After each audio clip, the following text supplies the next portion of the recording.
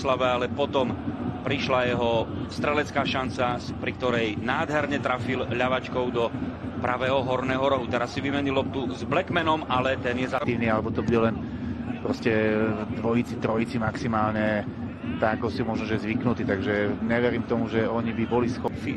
Prihrávkou na Sandra Krúza. Pre mňa, a potom pri druhom góle. Hlavne v tom prvom polčase si myslím, na Slovane bol jedným najlepších hráčov Slovana.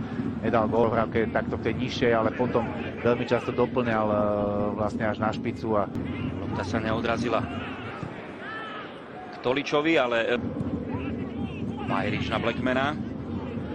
To sa ani k stoperom Slovana až tak veľmi nedostane. Väčšinou tie rozhodujúce súboje vyhrávajú. Napravo Cezar Blackman, pred ním Barsegian, ktorý zostal využíva. Blackman, preplnená 16, 32 stupňov Celzia, napriek tomu, že výkop bol o 21. hodine. Teraz aj v Mostare predsa len chladnejšie počasie.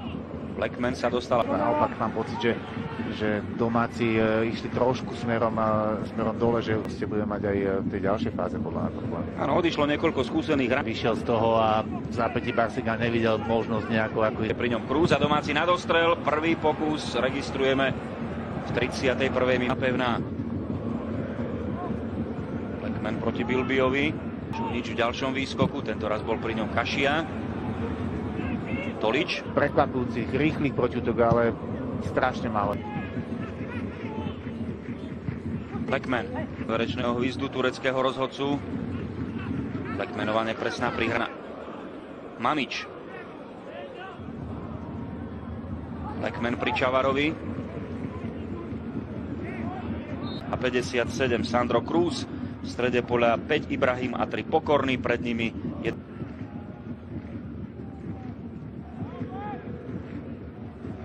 Ibrahima, ktorý je určite smerom dopredu aktívnejší.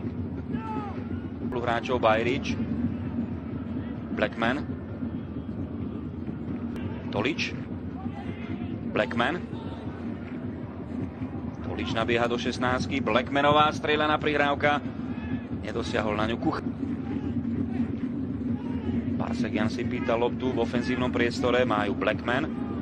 A teraz dvakrát. Blackman.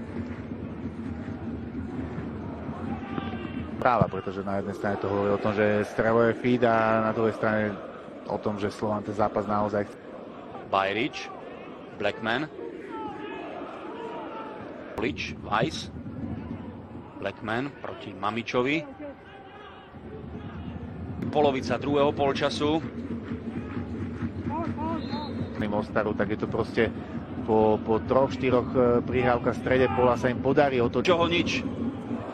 Zrinský nemal nejakú hernú prevahu, ktorou by si musel vydobiť dvojgolový náskok sériou šancí strieľ. Lopta prešla cez bosnianského zadáka.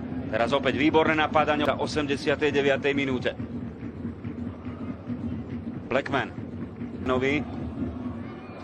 Jardenko nestúpil podľa mňa do toho zápasu veľmi dobre, musím povedať. Nie je vôbec výrazný v osobných súbojoch, nevyhráva. Marčeli, ale aj dobre postavený domáci stoper Ilija Mašič. Blackman získal loptu v súboji s Kišom.